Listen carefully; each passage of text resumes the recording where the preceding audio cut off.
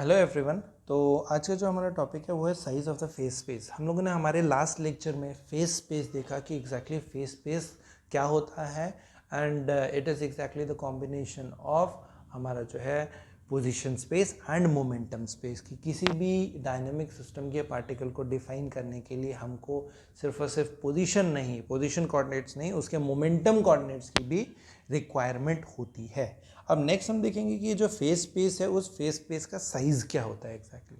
ठीक है, अब फॉर एग्जांपल हम लोगों ने सपोज किया कि मान लो पोजीशन या मोमेंटम है किसी भी एक मॉलिक्यूल का, अगर स्लाइटली चेंज होता है तो हम बोल सकते हैं कि इसका जो फेज पॉइंट है मॉलिक्यूल का उसमें डिस्प्लेसमेंट होगी फेज स्पेस में, और जो माइक्रोस्कोपिक स्टेट है गैस का वो मॉडिफाई हो जाएगा एग्जैक्टली।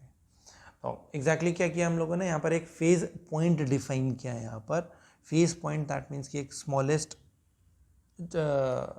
पोजीशन होगी जहाँ पर कि हमारा ये जो पार्टिकल है, तो फेज पॉइंट क्या हो गया मॉलिक्यूल का। अगर मान लो उसमें डिस्प्लेसमेंट हुई दैट मीन्स उसकी जगह चेंज हुई फेज स्पेस उसमें, तो फेज स्पेस में डिस्प्लेसमेंट होगी तो पूरा का पूरा स्टेट जो है वो मॉडिफाई हो जाएगा। तो इसी को समझने के लिए हम लोगों ने क्या किया कि मान लो ये जो जगह है उसको हम लोगों ने इस तरह से डिवाइड कर लिया।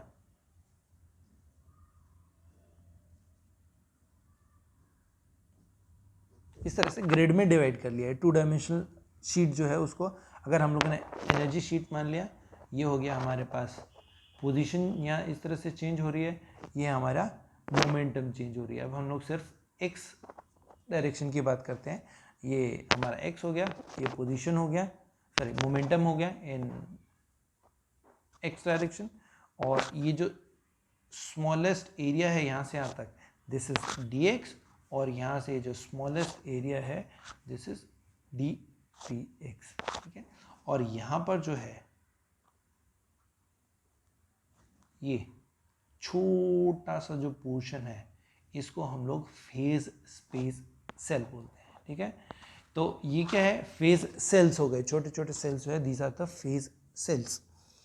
तो यहाँ पर क्या हमारे पास हमने ये देखा कि हमारा जो एक्स एक्सिस है वो पोजीशन बता रही है, और ये हमारा जो वाई एक्सिस है वो मोमेंटम कोऑर्डिनेट बता रही है। ठीक है, तो हमने क्या किया एक्स और पी एक्स को छोटे छोटे डिस्क्रीट इंटरवल्स में डिवाइड कर दिया, और ये जो इंटरवल्स हैं, ये जो छोटे छोटे बॉक्स हैं, इन बॉक्स को हम लोग क्या बोलते हैं, these are known as phase cells. ठीक है, अब इनके साइज आर्बिट्रेरी हम लोगों ने ले ली। अब हम ये देखते हैं कि what is the minimum size of phase cell. तो वही एग्जैक्टली देखना चाह रहे हैं हम लोग, size of the phase space. तो उसमें क्या है, sorry, minimum size of phase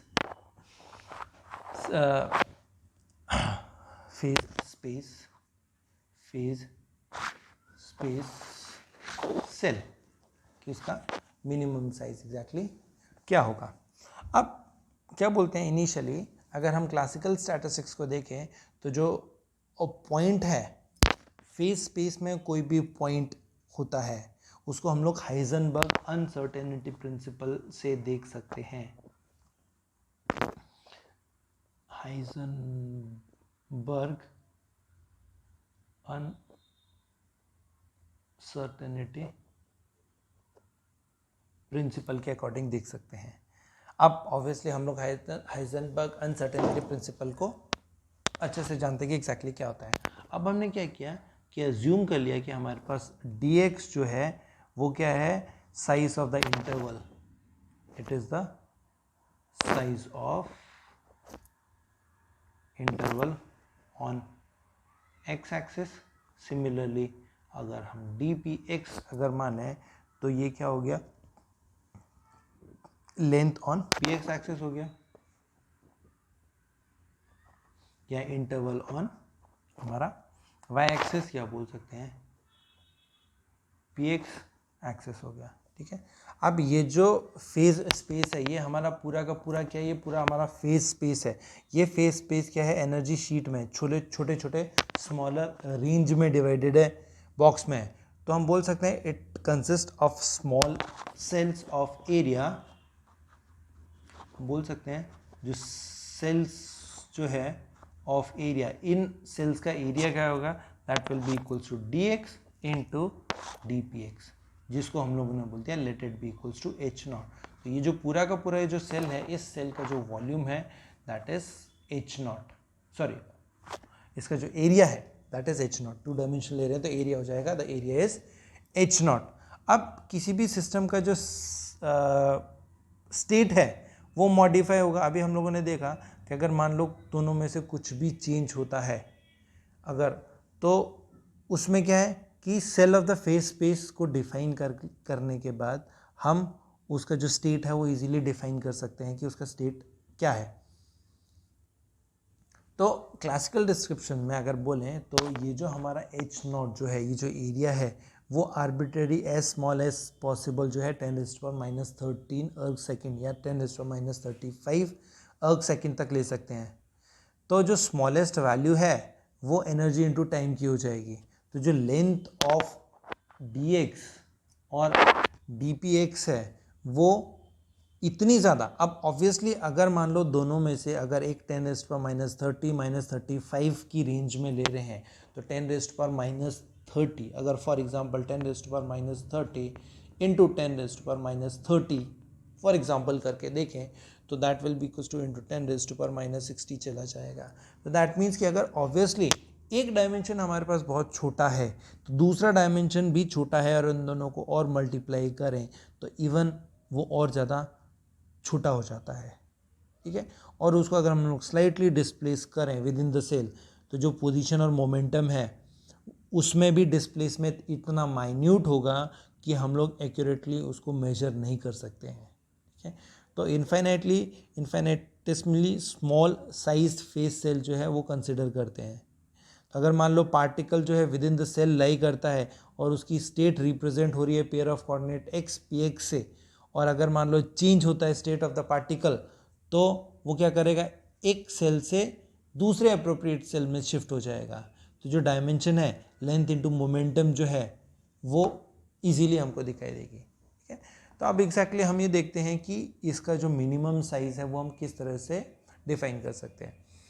तो हम बोल सकते हैं कि हमने बाद में ये देखा कि एच नॉट जो है वो क्या इंडिपेंडेंट साइज आ जाता है इसका एच नॉट, क्योंकि यही एच नॉट इंडिपेंडेंट साइज है, उसी के बेसिस पे हम लोग मिनिमम एरिया या वैल्यू निकाल रहे हैं इसकी।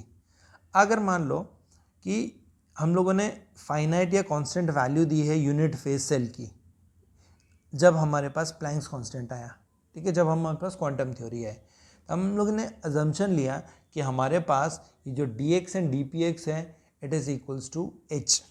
तो हमारे पास हमने नेक्स्ट अजम्पशन लिया कि हमारे पास ये जो dx है एंड dpx जो है that is equals to h, that is equals to Planck's constant, ठीक है।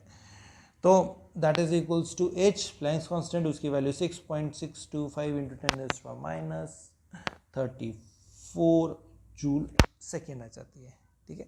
तो हम बोल सकते हैं एज पर हाइजेनबर्ग अनसर्टेनिटी प्रिंसिपल, ये तो मैं मिनिमम की बात कर रहा हूँ, this is for minimum.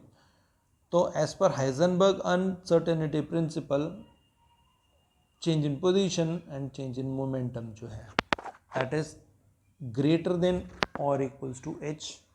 Similarly dy dpy is greater than or equals to h and dz dpz is greater than or equals to h, ठीक है।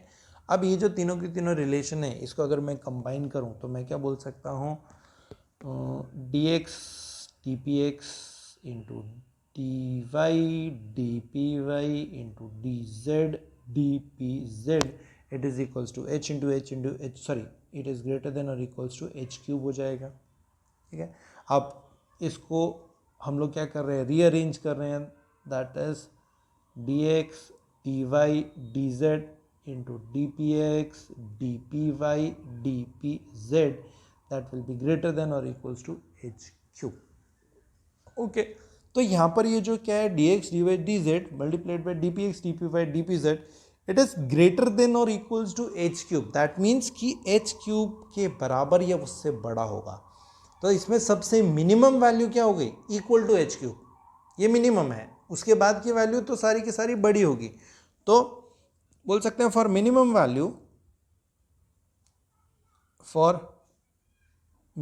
वैल्यू ये हमारा dx, dy, dz, dpx, dpy, dpz that will be equals to h cube, ये minimum value हो गई, ठीक है। तो ये क्या बोलते हैं, it represent the volume of each phase state, that means ये जो है ये d2 जो है that is equals to h cube, जो कि ऑलरेडी हम लोगों ने देखा था, ये वॉल्यूम ऑफ फेज स्पेस आया। तो हम बोल सकते हैं कि अकॉर्डिंग टू अनसर्टेनिटी प्रिंसिपल जो फेज स्पेस में जो कोऑर्डिनेट ऑफ द पार्टिकल है वो क्या है, वॉल्यूम h क्यूब के अंदर ही आएगा, जो भी आएगा, ठीक है। तो this is exactly the minimum size, that is the size of the phase space की एग्जैक्टली एक फेज स्पेस सेल या फेज स्पेस जो है उसकी मिनिमम वैल्यू क्या हो सकती है, that is equals to h cube. Okay, तो आज के लिए इतना सफिशिएंट है। Thank you.